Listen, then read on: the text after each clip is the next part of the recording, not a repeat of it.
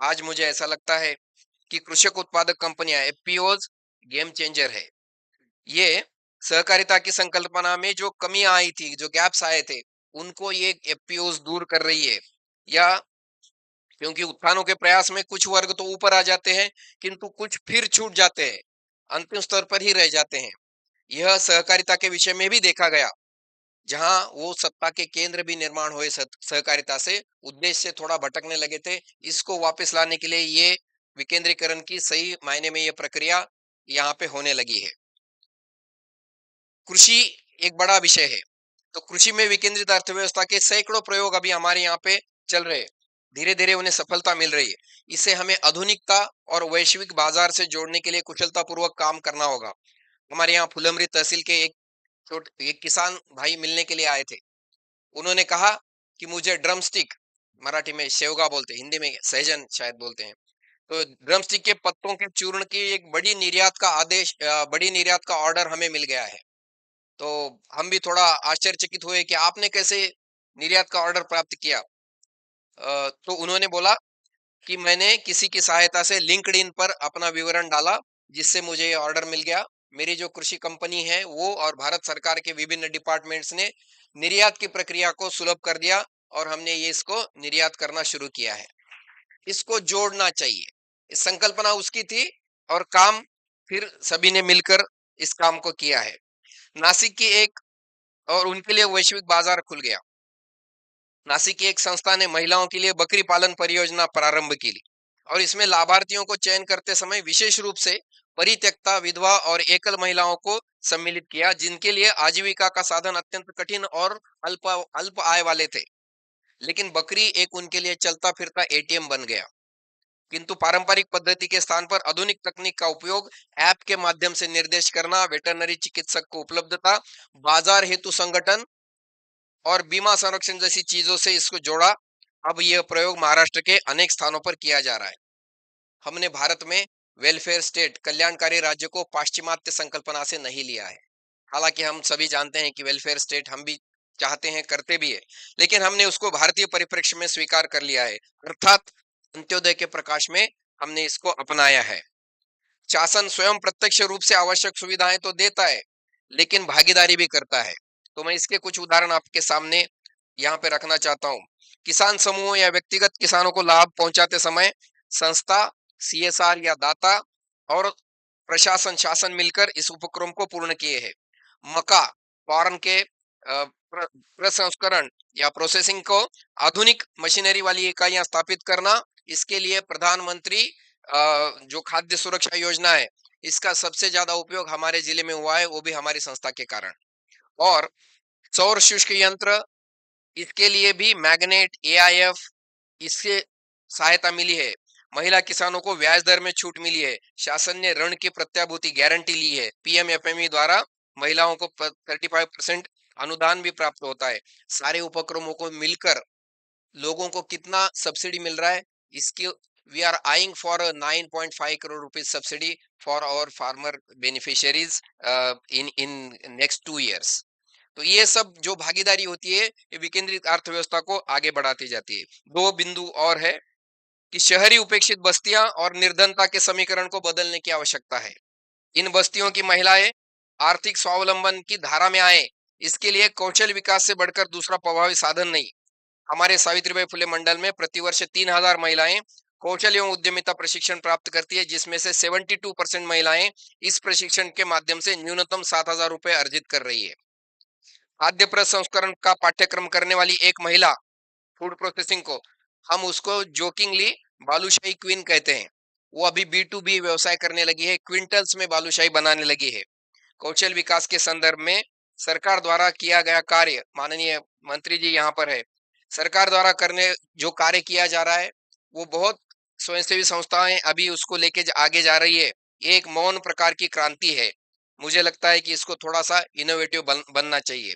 अंतिम बिंदु है कि अंत्योदय अंत्योदय और विकेंद्रित अर्थव्यवस्था पर विचार करते समय समान स्वास्थ्य व्यवस्था के बारे में भी हमें सोचना चाहिए। हर वर्ष 4 करोड़ लोग नए सिरे से बिलो पॉवर्टी लाइन धकेले जाते हैं because of unaffordable health care in India.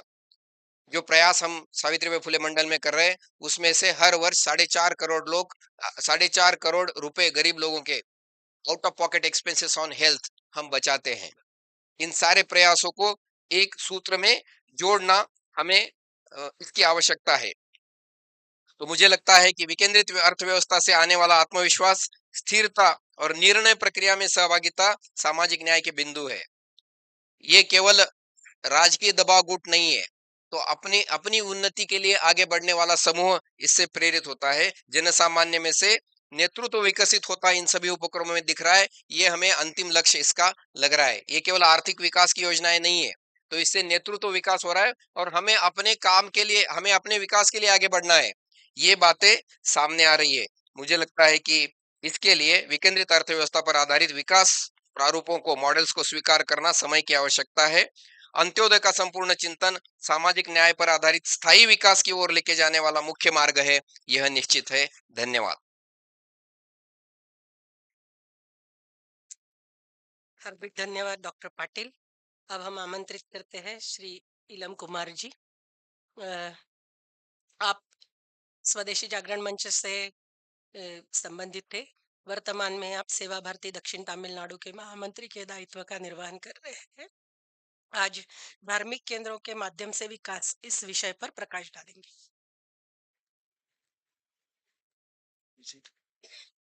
नहीं,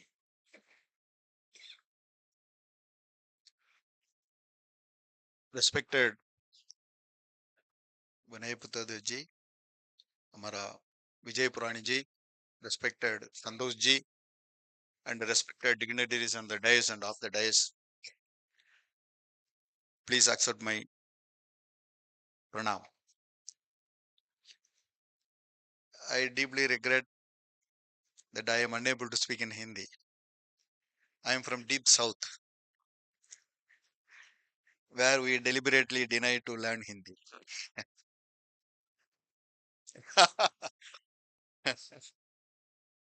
Yes.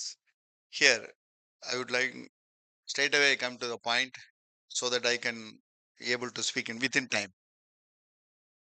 In generally temples, not only in Tamil Nadu, in entire India, generally we think that we are going to temple, pray offering, pujas, and pray our demand, put our demand from the God, return vapas. Generally, people think like that, temples are like that. But temples are not only a religious or cultural center, but also economic center. Every temples create job,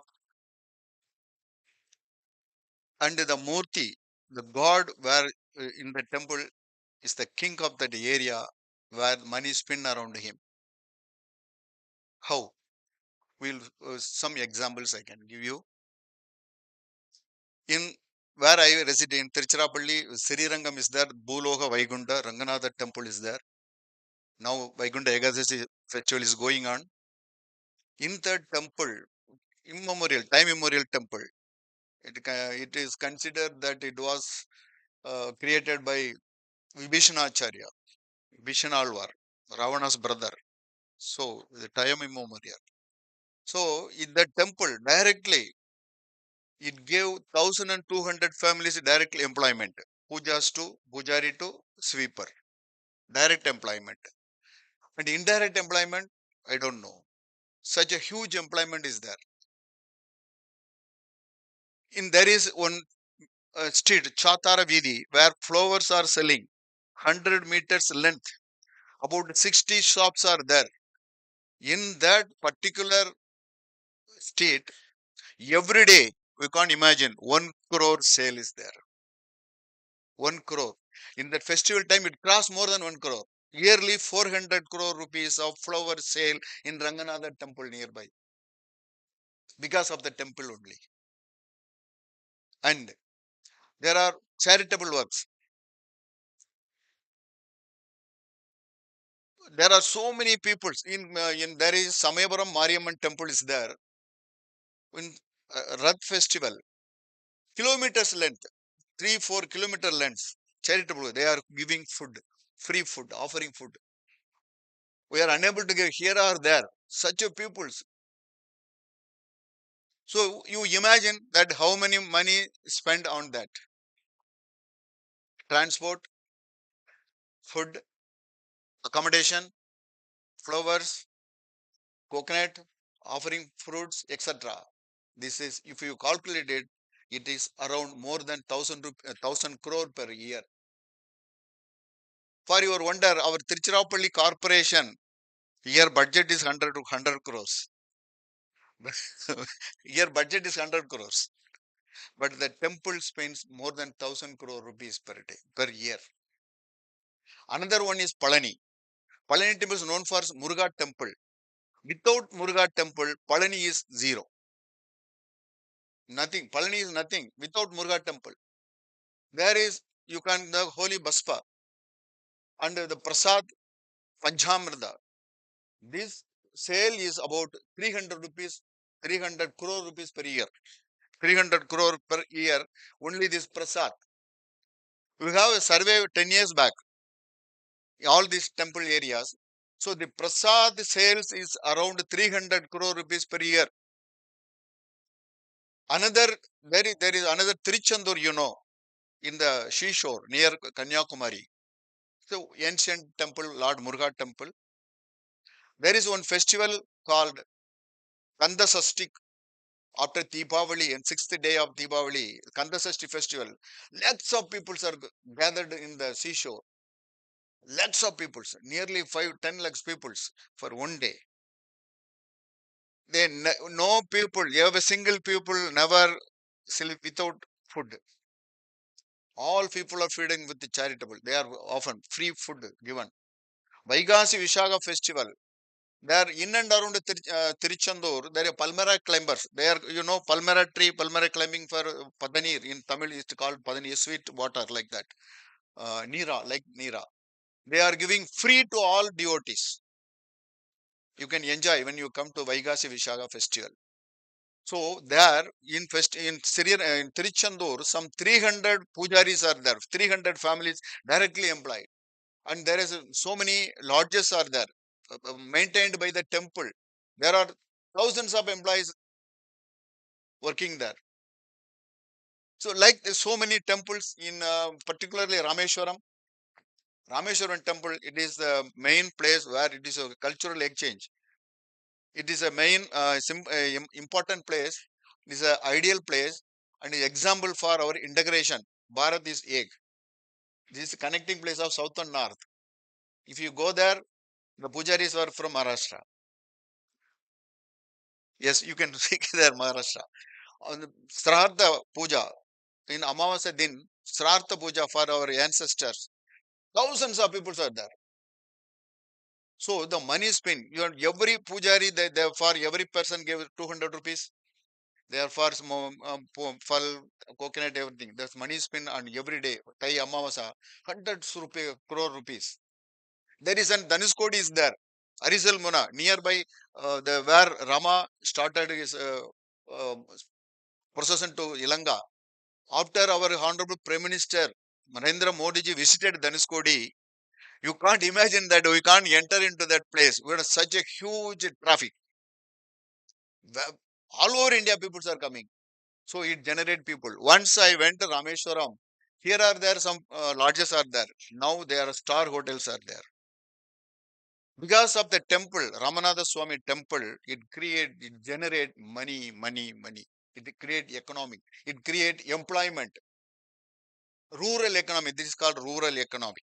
In Tanjavur, there is a temple, more than 1,000 years, constructed by King Chola, Rajaraja Chola. It is under Archaeological Survey of India. There is festival of every year. It is celebrated on the birth anniversary of Rajaraja Chola by dancing more than 1,000 students. On a single day, single dice, thousands of students. For you see, imagine 1,000 decorations for transportation. It create, and it is known for a doll, Tanjavur doll. You can imagine that it never fell down. This is a geographical interest. That's why this create more money, economic and center. So many temples are there. Tiruvannamalai is there. Kirivalam, Parikrama. Every Paurnami din, lakhs of people are there. So it create the direct employment of a temple. It is about 500 people, but it generate on the side of the hill more than people. So many sota mota shops, cosmetics. You can imagine. So the temples in our culture is not religious, not only religious, but also economic center. We can enjoy it. You can preserve our temple. We can earn more and our follow our culture for our betterment. Thank you.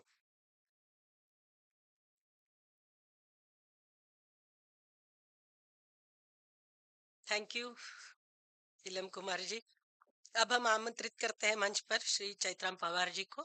Chaitram Pawar Bharat के एक प्रख्यात सामाजिक कार्यकर्ता है। वनीकरण, जल संरक्षण तथा वन्यजीव संरक्षण के क्षेत्र में आपके उल्लेखनीय योगदान के लिए आपको 2025 में सामाजिक कार्य के लिए भारत सरकार द्वारा पद्मश्री सम्मान से सम्मानित किया गया है। आप धुले स्थित देवगिरी कल्याण आश्रम के अध्यक्ष हैं और आज आप प्रस्तुत करेंगे पर्यावरण पूरक दृष्टि पर आपके विचार। पद्मश्री होने के बाद चैत्राम जी पहली बार यहाँ आ रहे हैं, तो एक बार तालियों की गड़गड़ाहट।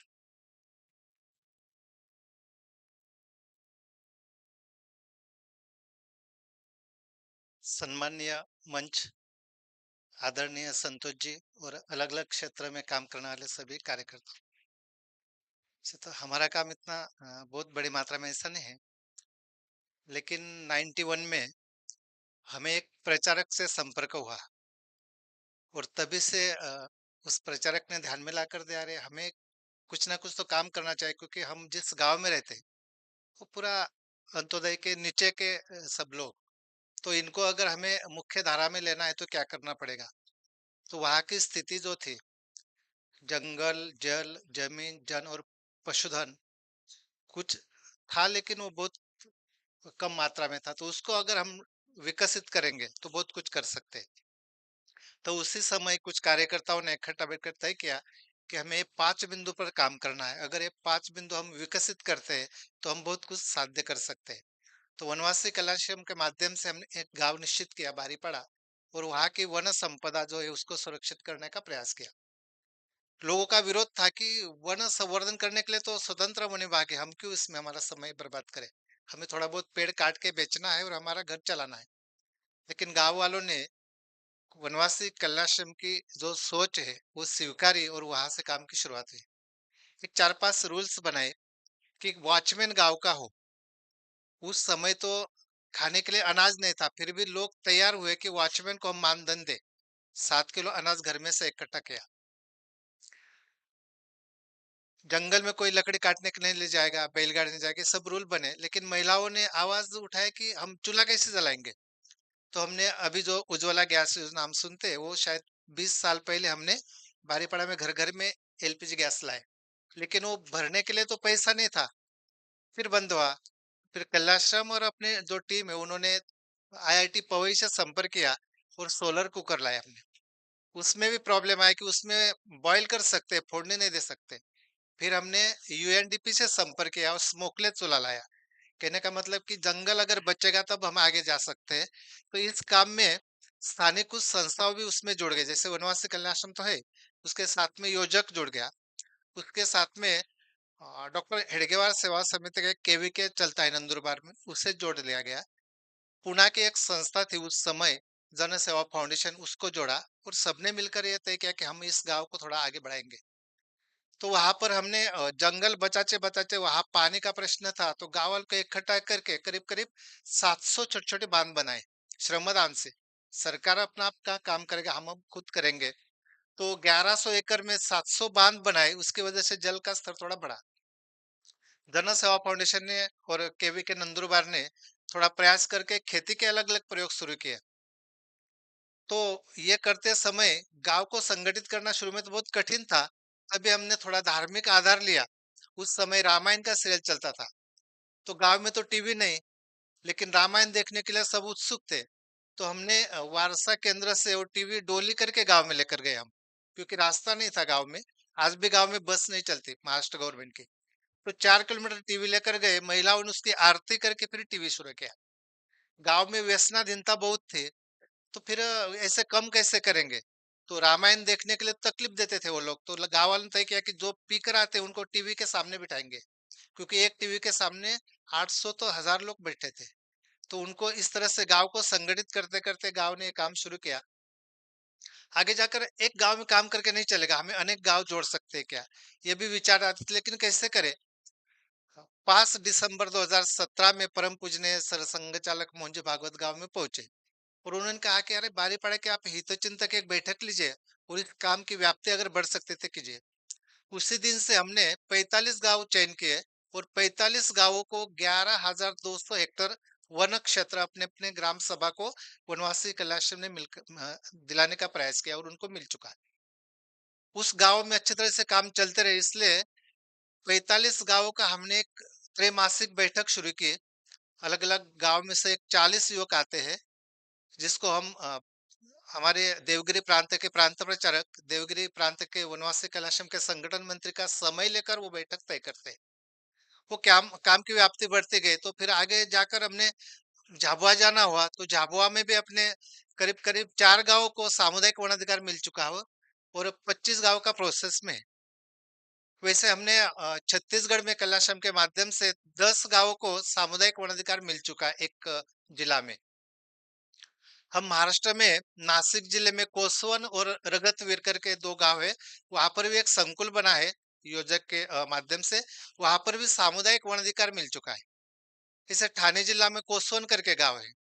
नांदेड़ में अ, किनवट तहसील है, वहां पर करीब करीब 100 गांवों को सामुदायिक वन अधिकार मिल चुका है। तो वन यानी जंगल, जल, जमीन और पशुधन को साथ लेकर हमें शाश्वत विकास हम कर सकते हैं क्या, क्योंकि ये सब अंत्योदय के लोग हैं, उनको आगे बढ़ाने के लिए क्या कर सकते हैं। तो इसी कड़ी में एक विषय जोड़ा कि हम फार्मर प्रोड्यूसर कंपनी बना सकते हैं क्या, तो एक हमने बनाई बारीपाड़ परिसर में। उसमें शायद महाराष्ट्र में सबसे बड़ी कंपनी हो सकती हो, क्योंकि उसमें पूरे ट्राइबल लोग हैं। 1016 किसानों ने इकट्ठा कर वो कंपनी बनाई, और धीरे धीरे उसको आगे बढ़ाते गए। केंद्र सरकार के हमें 2 करोड़ रुपए मिले, जो हम वहाँ का इंद्रायणी चावल जो मार्केट में ले जाने का प्रयास करें। वैसे ही केंद्र सरकार की एक योजना है वन धन विकास केंद्र, वो भी अभी 3 जगह पे शुरू है। जैसे बारीपाड़ा एक सेंटर बना है, वहां पर हमने 3 गांव का इकट्ठा जोड़ा है। 3 गांव मिलकर हम एक वन धन केंद्र बनाए, क्योंकि एक गांव में अगर काम नहीं होता है तो दूसरा गांव उसमें सक्षम हो सकता है क्या। तो चावड़ीपाड़ा, मोहगांव और बारीपाड़ा, उसमें हमने महुआ का पेड़ जो इसका बिजनेस प्लान किया है। आदिवासी आदिवासी विकास विभाग का जो शबरी का जो विभाग है, उन्होंने उसको हेल्प किया है। पहले तो 5 लाख का लोन लिया हमने। लोग कहते कि आदिवासी लोग लोन लेते हैं वो वापस नहीं करते, लेकिन वहां पर थोड़ा अलग हुआ। हमने 5 लाख रुपए सरकार के वापस किए। दूसरे साल हमें 10 लाख रुपए मिला, वो भी वापस किया। तीसरे साल हमें केंद्र और राज्य से 1 करोड़ का लोन मिला, और उसमें हमने महुआ का जो बिजनेस प्लान किया। महुआ से तो शराब बनते हैं, लेकिन उसमें और क्या कर सकते हैं। तो हमने महुआ का बिजनेस प्लान में हर एक पेड़ को हम नेट लगाते, और महुआ का फूल वो नेट में आता है, उसको सोलर में ड्राई करते हैं। और सोलर में ड्राई करके जैसे अंगूर के मनो के हम खाते हैं, इसे महुआ के अंगूर बनाए, अपना सॉरी महुआ के मनो के बनाए हैं। उसकी प्राइस हमने 1200 रुपए केजी रखी है, क्योंकि ऑर्गेनिक है। महुआ के फूलों से चॉकलेट बनाई है, नासिक के एक कंपनी से एमयू किया है। महुआ के फूलों से वाइन बनाई है, 700 ml की प्राइस 4000 तक गई उसकी। बाद में उसको जो फल आता है उस पर बहुत पक्षी जीते हैं। तो पक्षी फल खाने के बाद में जो बीज गिरता है, वो जो ऑयल निकलता है वो हम खाने के लिए यूज करते हैं। तो हमने ऑयल मिल एक मोगा में रखी है। वो ऑयल हम अच्छी तरह से पैक करके मार्केट में ले जाने का प्रयास किया आदिवासी विकास विभाग के माध्यम से। 1800 रुपए केजी से उसको प्राइस मिलती है। उसी ऑयल से हमने एक मनमोहक नाम का साबुन बनाया है नहाने का, उसकी प्राइस 180 रुपए रखी है। मॉइस्चराइजर बनाया है, उसकी प्राइस 30 ग्राम की 500 रुपए रखी है। तो उसका टोटल अगर निकाला जाए तो ध्यान में आता है कि मिनिमम 1 लाख रुपए एक पेड़ से मिल सकता है। और ज्यादा से ज्यादा हम करेंगे तो 4 लाख तक एक पेड़ की कीमत हो सकती है। इसमें योजक का बहुत अच्छा रोल है। और हम बोलते हैं ना, सब अंत्योदय से ऊपर लाना है, तो हमें जो भी वन उपज है उसको प्रोसेस करके अगर मार्केट में लिंक कर सकते हैं तो उसको भी करने की प्रयास कर रहे हैं। वैसे किन्वट में भी एक वन धन केंद्र मिल चुका है पिछले 6-7 महीने से। रगतवीर नाम का एक जो क्लस्टर नासिक जिला में, वहां पर भी एक वन धन केंद्र चल रहा है। उन्होंने अपने जंगल में जो बांस थे वो बांस काट के बेचे, उनमें से उनको 25 लाख तक का आमदनी मिली है। तो हम अगर इनको ये 5 बिंदु जो है, जंगल, जल, जमीन, जन और पशुधन, इसको लेकर सतत अगर काम करते हैं तो गांव का गांव अपना खड़ा हो सकता है। हम बोलते हैं कि इन गांवों में आप कभी विजिट कर सकते हैं। 11,000 हेक्टेयर का आप वन देख सकते हैं। वहां जो माइग्रेशन होता था, अभी बारीपाड़ा में तो 99% रुक गया है, क्योंकि जो भी विस्थापन है, वही रुक गया। गांव में खेती डेवलप हो गई। हमारे यहाँ यूएनडीपी का एक ग्रुप आया था 2014 में, और उन्होंने आने के बाद में एक सवाल किया कि आप बोल रहे कि आपका विकास हो रहा है। हम विकास शब्द नहीं इस्तेमाल किया, आपकी आवश्यकता पूरी हो रही है। तो कहाँ पूरी हो रही है? यहाँ तो सब झोपड़ियां दिख रही। तो गांव वाले लोग अभी बोलने लगे, साहब हमारे घर पे चलिए, हमारे पास जो है आप देखिए। तो उन्होंने बोला कि हमारे पास खुद की बैल जोड़े है, हम ट्रैक्टर डीजल की राह नहीं देखते। हमारा बारिश गिरा तो अपने काम में जुट जाते। हमारे पास एवरेज सरासरी 5 एकड़ जमीन है, जो दोबार फसल अभी देते हैं, जो क्योंकि जल संधारण में बहुत काम हुआ है। हमारे पास हर एक के पास बकरी है, जो बोला गया कि एटीएम जैसा काम करता है। तो ये इतना है, फिर भी उन्होंने एक सवाल किया कि आपका वर्किंग कैपिटल कहाँ है? तो उस समय 2014 में हमारे गांव में 5 लोगों का अकाउंट था, बाकी किसी का नहीं था। लोग कहते कि अकाउंट तो नहीं है, लेकिन हमारे पास जैसे ये चीजें है, ऐसे हमारा भी एटीएम है। जो देशी मुर्गी है, हम एटीएम पर बोलते हैं उनको, क्योंकि कभी भी पकड़ो 5 रुपए ऐसे ही मिलते हैं। उन्होंने थोड़ा गाँव में राउंड मारा, तो ध्यान में आया कि 4,000 से ज्यादा मुर्गे ऐसे खुले में घूम रहे। तो 4,000 बाई 500 यानी 10-11 लाख रुपए विदाउट लॉ करके घूम रहे गांव में। ये हमारा वर्किंग कैपिटल है। तो वनवासी कैलाश हम कहते कि हमें इस मुद्दे को लेकर अगर काम करना है, कि हम बोलते कि सोच बदलो बाकी सब बदल जाएगा। हमें विकास विकास यानी कहाँ तक जाना है, ये भी एक प्रॉब्लम है, क्योंकि हम कहाँ जाना है, कहाँ रुकना है। शायद हम इसलिए हमारे गांव जो क्लस्टर में काम चल रहा है, वो हम सोचते हैं कि हमें भोजन की थाली शुद्ध हो, इसमें गड़बड़ी ना हो। अगर भोजन की थाली में गड़बड़ी, तो फिर डॉक्टर के पास जाना है, जो भी वो सब हो सकता है। शुद्ध ऑक्सीजन मिले और आराम से नींद आनी चाहिए। तो गांव में झोपड़ी है, लेकिन गांव में साल भर का अनाज हमारे घर में है, हम मार्केट से नहीं लाते। कोई किसान अगर मार्केट से अनाज खरीद करता है तो लोग बोलते हैं कि वो आलसी है, खेती नहीं करता है। हमारे यहाँ जैसे हम किचन गार्डन बोलते हैं, हमारे हर एक के खेत में सब्जी के प्लॉट है, छोटे छोटे प्लॉट है। हम सब्जी भी बाहर से नहीं लाते, इसलिए हमारा जो मासिक खर्चा है वो 2,000 से ज्यादा नहीं, क्योंकि सब चीजें तो घर में है।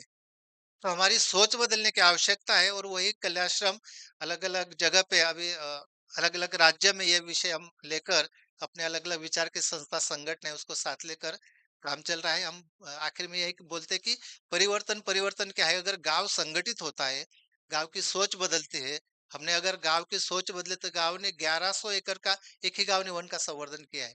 अगर गांव संगठित होता है तो 700 से ज्यादा लूज बोल्डर बनाता है, जिनके माध्यम से मिट्टी भी रुक जाती है और पानी का स्तर भी बढ़ जाता है। हमने गांव को संगठित किया, तो हम बारीपाड़ा की आवश्यकता पूरी करके 5 गांवों को पीने का पानी सप्लाई कर रहे हैं। गांव संगठित हुआ तो 1-2 एकड़ इरिगेशन से 250 एकड़ तक दोबारा खेती होने लग गई। तो मुझे लगता है कि ये संगठित होने का प्रयास है, और संगठित करने के लिए जो स्थानिक संसाधन है, जिसको हम जंगल, जल, जमीन, जन और गोधन बोलते हैं, इसका अगर हम सही इस्तेमाल करते हैं, तो हमें लगता है कि हम जो भी आवश्यकता पूरी करने के लिए विकास की संकल्पना है कि गांव में बाहर से कम आए, और हम ज्यादा से ज्यादा कैसे कर सकते हैं, इस स्टेज पर पहुंचे। इसमें 30 के युवक हमारे यहाँ हर साल आते हैं, तो उन्होंने एक थोड़ा प्राइस निकालने का प्रयास किया। तो हमारे गांव का जंगल की प्राइस उन्होंने 3,000 करोड़ तक निकाले। उनको हमने बोला कि उसमें थोड़ा ऑक्सीजन भी ऐड करो, उसकी भी कीमत लगाओ। और आगे जाकर हम बोलते हैं ना कि कार्बन उत्सर्जन विषय आगे आ रहा है, उसको भी थोड़ा ऐड करके देखो, फिर उसकी कीमत निकालो। तो शाश्वत विकास में हमें ये सब करते समय संरक्षण, संवर्धन और पुनर्निर्माण, ये जो संकल्पना लेकर वनवासी कल्याश्रम का काम चल रहा है। धन्यवाद।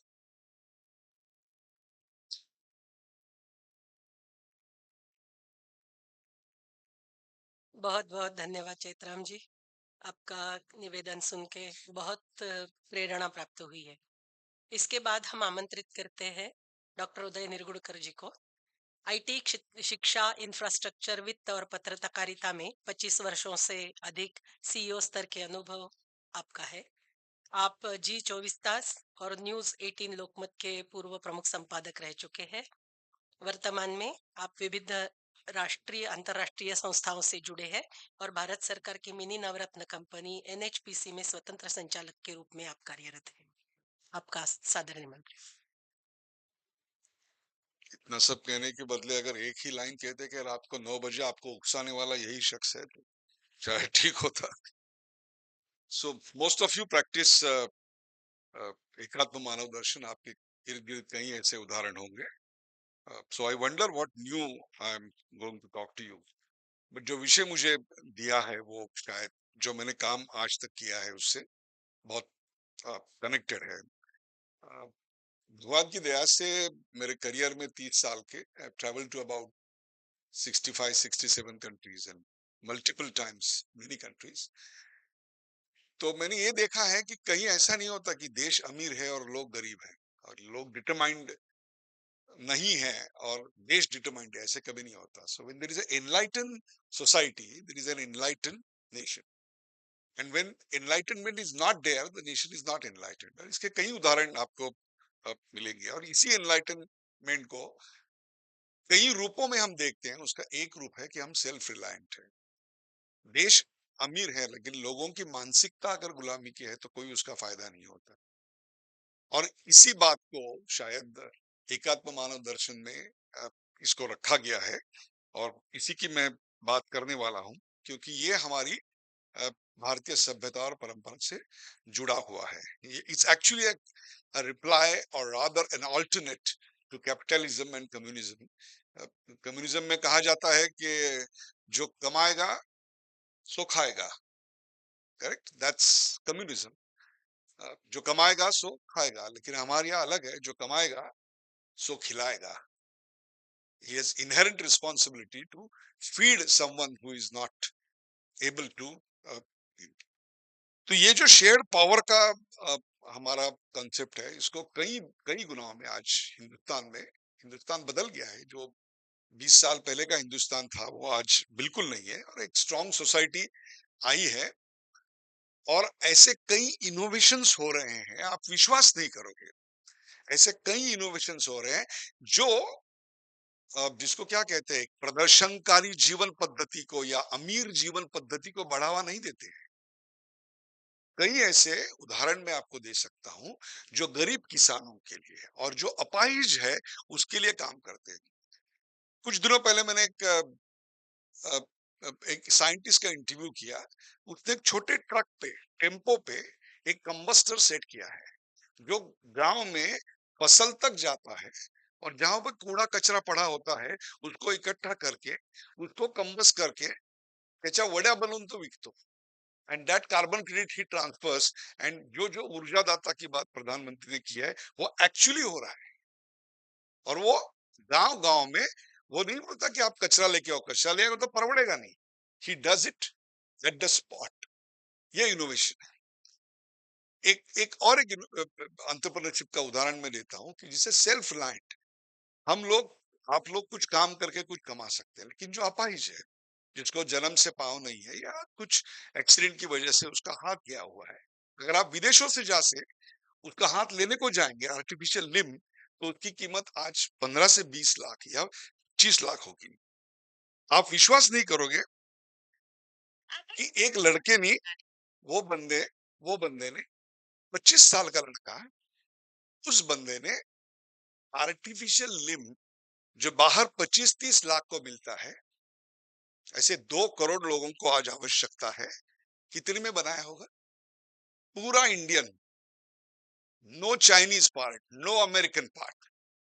मैं अभी उसको फोन लगा रहा था, उसका फोन आ रहा है, आप सुन लीजिए। प्रशांत, आपने जो 25-30 लाख का आर्टिफिशियल लिम्ब जो विदेशों में मिलता है जी, वो आपने पूना के नजदीक तलेगांव में बनाया है जी। कितने में बनाया? 15,000 सर, 15,000। बस, थैंक यू। ये अंत्योदय है। This is empowerment. This is entrepreneurship, ये सेल्फ रिलायंट है। और यही कंसेप्ट आज हिंदुस्तान में आ रही है। ये पहली बार हो रहा है कि सऊदी अरेबिया के ऑयल एक्सपोर्ट से, क्रूड ऑयल एक्सपोर्ट से हमारा सॉफ्टवेयर एक्सपोर्ट ज्यादा है। और ये पिछले 25 सालों में हुआ है। Bangalore software export is more than the entire Silicon Valley software export. The opportunities which are there in fintech, कितने स्टार्टअप, ये साल 120 ये निकले, यूनिकॉर्न निकले, मतलब उसका वैल्यूएशन 1 करोड़ हो रहा है। ये जो सोच बदली है और नए पीढ़ी के लोग आ रहे हैं जिनके माँ बाप कोई अमीर नहीं है, कोई बैंक में काम करता था, कोई पोस्ट में काम करता था, कोई किसान का बेटा है, लेकिन वो जाके बिजनेस खोल रहा है और नौकरी मांग नहीं रहा है, नौकरी दे रहा है। और ये अपने देश का भविष्य बदल रहे हैं, जिसमें अंत्योदय का रास्ता मुझे दिखता है। 1200 कंपनियों ने अपने R&D के सेंटर्स हिंदुस्तान में खोले, ये हमारी टैलेंट का नतीजा है। मैं वो दिन को याद कर रहा था जब हमारा एक हवाई जहाज काबुल कंधार लेके गए थे। उसी अफगानिस्तान ने हमारे यहाँ आके गजनी ने हमारे ऐसे सब सोना लूट के गए थे। और जब वो प्रवासी बीमार पड़ गए तो बोले क्रोसिन और मिनरल वाटर दे दो, तो तालिबान सरकार ने बोला था ये हमारे यहाँ बनता नहीं है, तो लूट के क्या लेके गए। और उसी साल वाजपेयी जी की सरकार थी, हमने 104 सैटेलाइट एक अग्निबाण के ऊपर से लॉन्च किए और उससे पैसा कमाया। तो ये जो विचार है, ये विचार उस ज्ञान लालसा से आया है कि we are basically a knowledge seeking society, and this knowledge seeking society is transforming the entire nation. और यही हमको बड़ा पावर दिलाएगा। It is not that big businesses make countries rich, it is this small scale entrepreneurship in each and every village that makes it big. And that's why in 17th century we were number 1 economy in the world with 25% market share. We have leaps and bounds to go on that. अगर इसी विषय को आगे बढ़ाया जाए, छोटे छोटे मुद्रा लोनों से जो छोटे छोटे उद्योग आज शुरू हुए हैं, उनसे जो जॉब क्रिएशन हुआ है, उनकी संख्या बड़े उद्योगपतियों से कई गुना ज्यादा है। और यही वो विचार है जो हमारे देश को आगे ले जाएगा। मुझे जो समय दिया गया था उससे 1 मिनट कम मैंने लिया है, क्योंकि मुझे मालूम है उदय के बाद ही अंत्योदय होगा।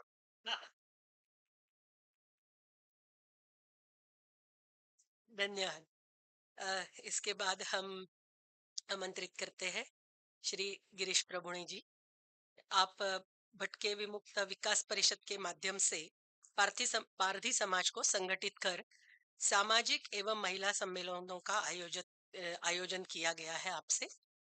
भटके विमुक्त विकास प्रतिष्ठान की ओर से एकलव्य छात्रावास की स्थापना की गई, जहां वर्तमान में लगभग 450 विद्यार्थी शिक्षा प्राप्त कर रहे हैं। समाज सेवा के क्षेत्र में आपके उल्लेखनीय योगदान के लिए आपको पद्मश्री सम्मान से भी सम्मानित किया गया है। आपके विचार सुनने के लिए आपको आमंत्रित है।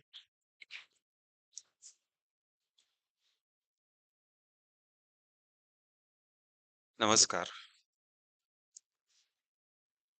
अंत्योदय की बात चल रही है, इसलिए अंत में मुझे रखा है और समय वैसे कम है। जिस क्षेत्र में काम कर रहा था उसमें वसुधैव कुटुंबकम यानी कुटुंब में जो सबसे छोटा है उसकी चिंता माता पिता को ज्यादा रहती है।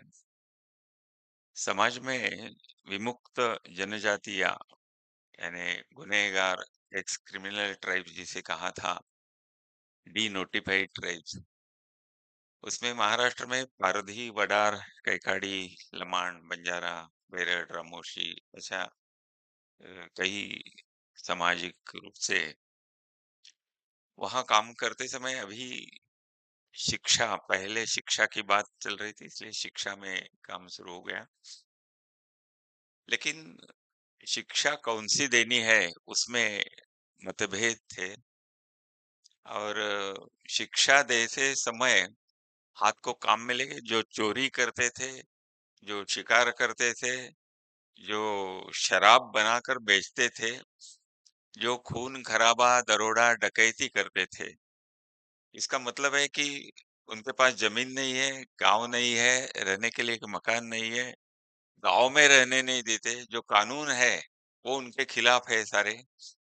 ऐसे पारधी जनजाति ये सारे उनका 200 साल, 400 साल पहले की वडार समाज बहुत अच्छा काम करने वाला, मकान बनाने वाला ऐसे थे। बंजारा जो है वो व्यापार करता था, पूरे विश्व भर में गाँव-गाँव का व्यापार लेके जाता था। उन सबको एकदम दारिद्र्य रेखा जिसे कहते हैं उससे भी बहुत नीचे लाके रखा, सिर्फ 100 साल में। तो उनको शिक्षा कैसी देनी है, ये सोचते-सोचते यमगरवाड़ी में आज वहाँ से बच्चे जो है लड़के-लड़कियाँ हैं पारधी कम्युनिटी के, डॉक्टर बन गए, कई वकील बन गए, कई शिक्षक बन गए हैं, कारागिर बन गए हैं, कुछ ना कुछ काम हाथ से यानी शराब बेचते थे पिछली पीढ़ी में, उनके माता-पिता चोरी करते थे, अभी वो काम करने लगे और कमाना शुरू हो गया है। अंत्योदय की बात है कि अंत में जो है उसका उदय संघ की विचारधारा से ये काम शुरू हो गया और बाद में भी सभी जनजातियों में यानी मरियई वाले हैं वो भी पढ़ के अभी बड़े हो गए, लेकिन जो सामान्य रूप से नौकरी की समस्या जिनमें है वो सभी समाज में जो पढ़कर आगे आगे उनको नौकरी नहीं मिल रही है। आरक्षण चाहिए तो आरक्षण के लिए आंदोलन करते थे। भी एक 10-12 जनजाति जो मैंने अभी बातें की उसमें से जो काम हो रहा है उसमें कारागिरी में हम ज्यादा ध्यान दे रहे हैं। वेल्डिंग, प्लम्बिंग, कास्टिंग बचपन से पहली कक्षा से ही उनको रोजगार निर्मित करना है या रोजगार देना है। जैसे कारखानदार बनेंगे, छोटे-छोटे गांव में गाड़ियां लोहार था, वो पूरा का पूरा गांव का व्यवहार देखता था। ऐसे आधुनिक रूप से कारागिरी की तरफ शिक्षा देंगे। ऐसा यमगरवाड़ी के बाद में पुनरुत्थान समरसता गुरुकुलम इसमें काम शुरू हुए। एक विचारधारा के रूप में देखेंगे कि पूरे महाराष्ट्र भर में पीड़ित वंचित ऐसा वर्ग था। पिछले 20-30 साल में पारधी महिलाओं की जो प्रगति है एक तरफ और बात मैं कहने वाला हूँ, लेकिन उसमें से पूरे महाराष्ट्र में स्थानिक स्वराज्य संस्था में 200 से ज्यादा महिलाएं जो पढ़ी लिखी नहीं है तो भी जनजाति में है, कास्ट में है, इसलिए वो वहां की ग्राम पंचायत में चुन के आ गई। जिनको रहने के लिए मकान नहीं था, जिनको काम भी नहीं था, कोई काम पे रखता नहीं था, वो स्थानिक स्वराज्य संस्था में चुन के आ गई।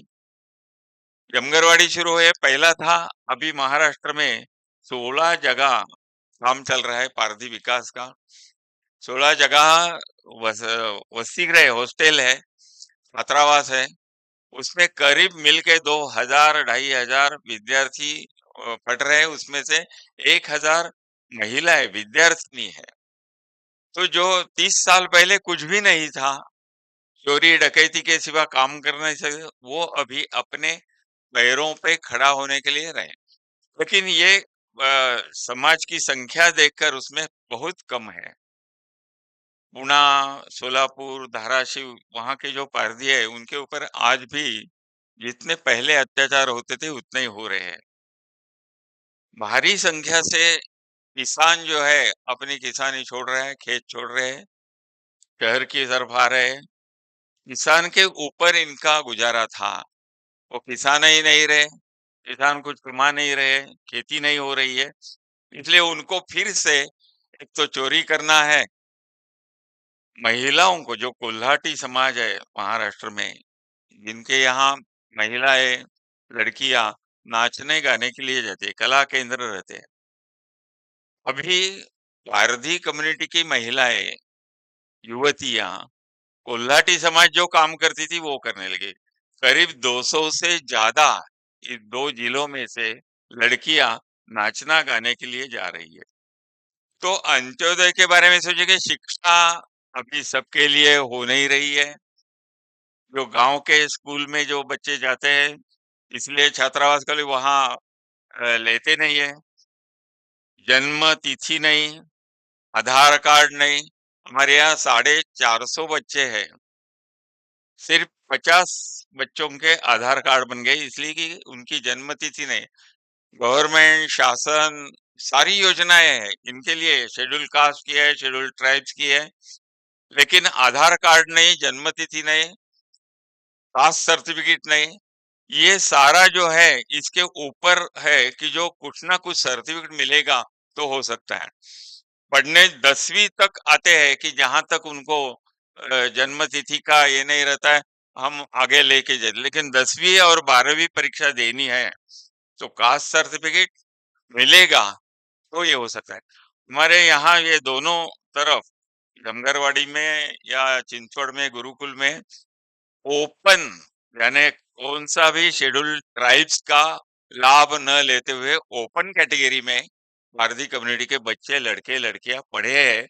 और उसका ये है कि वो के साथ चल रहे हैं। भारतीय शिक्षा प्रणाली में उपनिषद, भगवत गीता, ज्ञानेश्वरी, इसका पठन होता है, उसमें भी वो आगे हैं। ओपन है इसलिए अनेक प्रकार के कारखाने में वो काम कर रहे हैं शिक्षा लेकर। लेकिन अंत्योदय की बात करेंगे तो अभी भी वो पिछड़े से पिछड़े है, क्योंकि ये 2,500 पढ़कर पिछले 30 साल में हो गए 10वीं कक्षा पास करके। है तो संख्या काफी, एक एक कुटुंब में, एक एक फैमिली में 10-12 लड़के लड़कियां रहते हैं। 10-12 की ये संख्या तो बढ़ती रहती है। हम जब काम शुरू किया तब 1 लाख से करीब थे, अभी 5-6 लाख हो गए। तो ये समस्या काफी बहुत बड़ी है और इसके लिए जो काम चल रहा है, हमारे यहाँ संख्या जो आती है हर साल जून महीने में 1,000-2,000 महिलाएं यहाँ आती है, यमगरवाड़ी में आती है कि अपने बच्चों को डालने के लिए, छोटे से छोटे लेकर बड़े लेकर। इन सबको काम देना है, काम करना है, तो शिक्षा पद्धति में कुछ और काफी बदलाव करना पड़ेगा। जो नई शिक्षा नीति आ गई है, लेकिन अभी तक उसका कोई किसी ने स्वीकार किया है, कुछ काम शुरू किया है, ऐसा लगता नहीं। हमने जो पारसी कम्युनिटी में काम किया है उसमें आयुर्वेद पहली कक्षा से सिखाते हैं, अभियांत्रिकी पहली कक्षा से सिखाते हैं, सभी कलाएं देश भर की झाबुआ में जैसा काम चल रहा है वैसा। यहाँ जमीन नहीं है, कुछ भी नहीं है, तो काम शिक्षा लेकर ही कुछ ना कुछ हासिल करेंगे, ऐसा ये है। और उसमें ज्यादा से ज्यादा पूरा निवासी हॉस्टल है, इसलिए निवासी, सबके लिए निवासी होना चाहिए। नहीं तो स्कूल में जाएंगे और पढ़कर जाएंगे, 5-6 घंटे का शिक्षा लेंगे, बाकी के 12 घंटे चोरी, डकैती, शिकार करने के लिए जाते हैं। तो ये ऐसी व्यवस्था में बहुत छोटा सा काम है, बहुत संख्या बड़ी है। और इस समस्या के लिए हमने जो उसमें इंजीनियर, 4 इंजीनियर हो गए, 2 आईटी के इंजीनियर हो गए, 2 डॉक्टर हो गए, जिनका घर नहीं था, इन्वर्ट में रहते थे, 4 छोटी-छोटी लड़के लड़कियां, वो बड़े होकर डॉक्टर हो गए, नर्स हो गए। तो नौकरी, शिक्षा लेकर नौकरी, प्राध्यापकी, शिक्षकी और कारागिरी, यही शिक्षा के माध्यम से हम कर रहे हैं।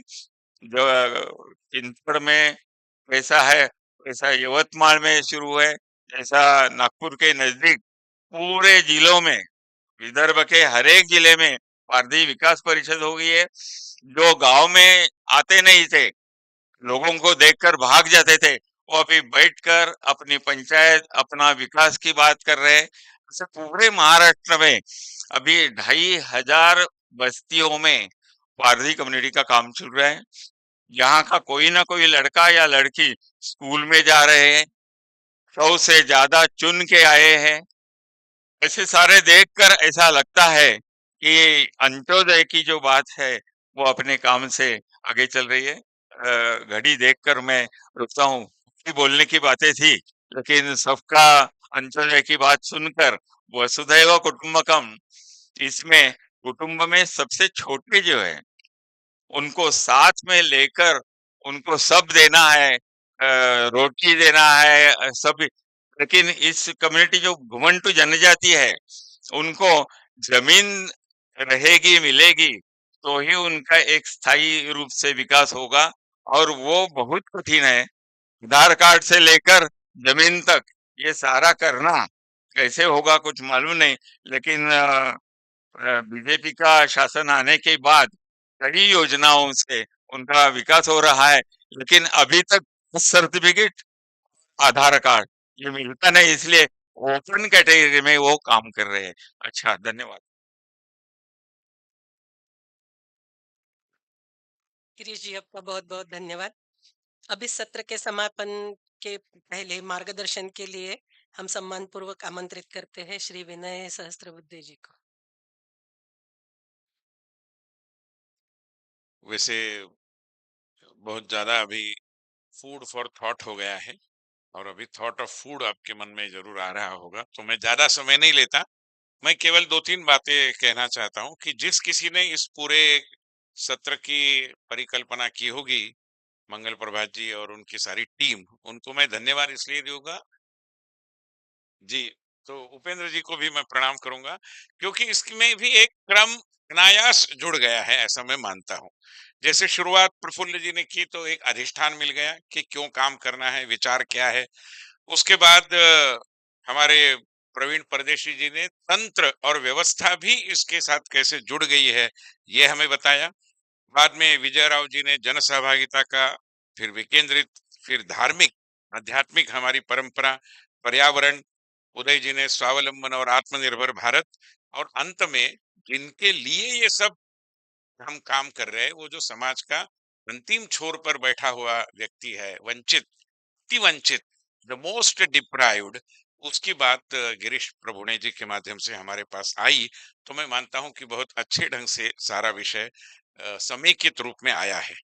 समाज विज्ञान के एक छात्र के रूप में जब मैं इन सारी रचनाओं को, और जो विषय हुआ है और जो सिद्धांत एकात्म मानव दर्शन का हमें प्राप्त हुआ है, उसकी ओर देखता हूं, तो मुझे कई बार ऐसा ऐसा लगता है कि समाज, और न केवल भारतीय समाज, शायद विश्व समुदाय भी 5 विभिन्न चुनौतियों से जूझ रहा है, और कई बार इन चुनौतियों से हम जूझ रहे हैं, इसका एहसास भी हमें होता नहीं। They are so omnipresent, वो सब जगह इतनी प्रचुर मात्रा में उपस्थित है कि हम इनसे लड़ रहे हैं, इसका भी कई बार स्मरण दिलाना पड़ता है। ये कौन सी चुनौतियां हैं? पहला है क्राइसिस ऑफ आइडेंटिटी, हम कौन है, क्या है, इसके बारे में एक एहसास। दूसरा है क्राइसिस ऑफ पर्पस, हम किसके लिए निकले हैं, क्या उद्देश्य है, क्या उसका आकलन हमारे पास है, हम क्यों यहाँ आए हैं, हम क्यों सुन रहे हैं, हम क्यों बोल रहे हैं। सारी चीजों में तो एक पर्पस होना चाहिए। तीसरा है क्राइसिस ऑफ ऑथेंटिसिटी, हमारा सारा जीवन भागा दौड़ी से इतना भरा है कि कई चीजें हम केवल औपचारिकता मात्र खाना पूर्ति के लिए करने जा रहे हैं, उसमें कोई प्रामाणिकता नहीं है, ऑथेंटिसिटी नहीं है, और इसका भी हमें एहसास नहीं होता। चौथा है क्राइसिस ऑफ ओनरशिप, ये मेरा है, ये वसुंधरा, बेवजह तो नहीं ना बताया गया है वसुधैव कुटुंबकम या one earth, one family, one future, it is all yours, ये हमारा है। ये भाव जब आएगा ओनरशिप का, तभी होगा, जैसे अभी कई लोगों ने विशेष रूप में पुराणिक जी ने कहा। और पांचवा है क्राइसिस ऑफ रिलेशनशिप, और इसके बारे में तो जितना ज्यादा बोले कम ही है। तो ये जो संबंधों की गिरावट का जो एक संकट है, वो भी है। मुझे ऐसा लगता है, मैं जानता नहीं, मगर राष्ट्रीय स्वयंसेवक संघ के शताब्दी वर्ष में इन दिनों पंच परिवर्तन के कार्यक्रम चल रहे हैं, और ये पंच परिवर्तन इन पंच चुनौतियों के भी मैं मानता हूं समाधान की ओर हमें इंगित करते हैं। क्योंकि क्राइसिस ऑफ आइडेंटिटी की चर्चा करें तो हमें बताया जाता है कि स्वदेशी के लिए काम करना है, तो स्वदेशी में स्वभाषा, स्वभूषा, स्वतंत्र, स्वराज, ये सारा स्व है। दूसरा है पर्पस, तो हमें बताया गया है कि नागरिक कर्तव्यों के लिए हम देश के नागरिक हैं, उस दृष्टि से पूरे देश का विचार करना। तीसरा है क्राइसिस ऑफ ऑथेंटिसिटी, तो उसमें सबसे ऑथेंटिसिटी का क्राइसिस कहीं है तो पर्यावरण के विषय में है। लंबा भाषण 2 घंटे का देना जलवायु परिवर्तन के बारे में बहुत आसान है, मगर मेरी रोजमर्रा की जिंदगी में इस चिंता को प्रकटित करना बहुत कठिन है। और इसलिए वो जो एक एक दृष्टि की हिपोक्रेसी आती है, एक दृष्टि से जो एक दाम्भिकता आती है, उससे अगर बचना है तो क्राइसिस ऑफ ऑथेंटिसिटी का जवाब हम पर्यावरण के प्रति सजग रहकर कर सकते हैं। क्राइसिस ऑफ ओनरशिप में हमारी कुटुंब की भावना है, एक क्राइसिस ऑफ रिलेशनशिप में हमें बताया गया है कि समरसता का मार्ग ही आखिरकार समाज को एक करेगा। मैं मानता हूं कि इन सूत्रों के आधार पर हम सोचेंगे तो पंडित जी के विचारों के आलोक में हम जरूर आगे बढ़ पाएंगे। इसके पहले कि मैं रुकूं, अध्यक्ष ये सारे आयोजनकर्ताओं को धन्यवाद दूं, मैं एक बिंदु कहना चाहूंगा कि इस परिसर में, रामभाऊ महाळगी प्रबोधिनी के इस परिसर में आपके सामने ही एक डॉक्टर बाबा साहेब अम्बेडकर जी के नाम से एक लाइब्रेरी है। समय मिला तो जरूर झांकिए। यहाँ पर एक दीनदयाल उपाध्याय जी के जीवन कार्य के ऊपर एक अच्छा सा म्यूजियम बनाया गया है, वहां भी जरूर आप जाइए, उसको भी देखिए। और कुल मिलाकर प्रबोधिनी क्या करती है उसके बारे में भी समझ लीजिए। सूरज अवार्ड जी हमारे कार्यक्रम अधिकारी यहाँ आए हैं, वो बीच बीच में आपको मिलेंगे, उनका कार्यालय भी यही है, बाकी भी कार्यालय है, आपका स्वागत है, क्योंकि हम मानते हैं कि एक बार जो प्रबोधिनी में आते हैं हमेशा आते रहते हैं। धन्यवाद।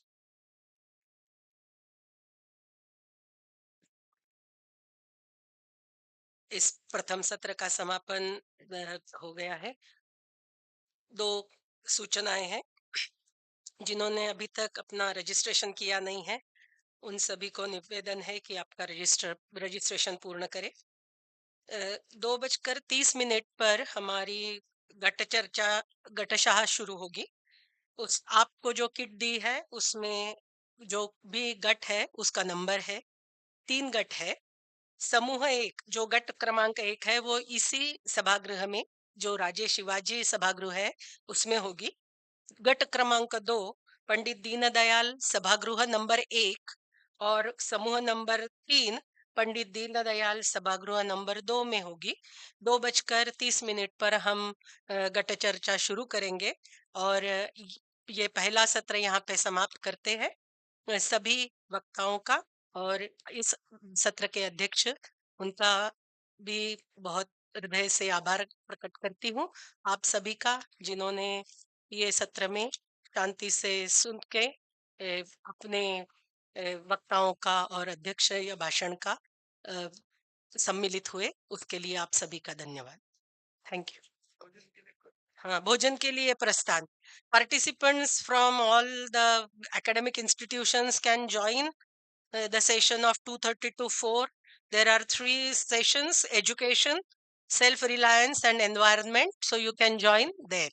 Thank you.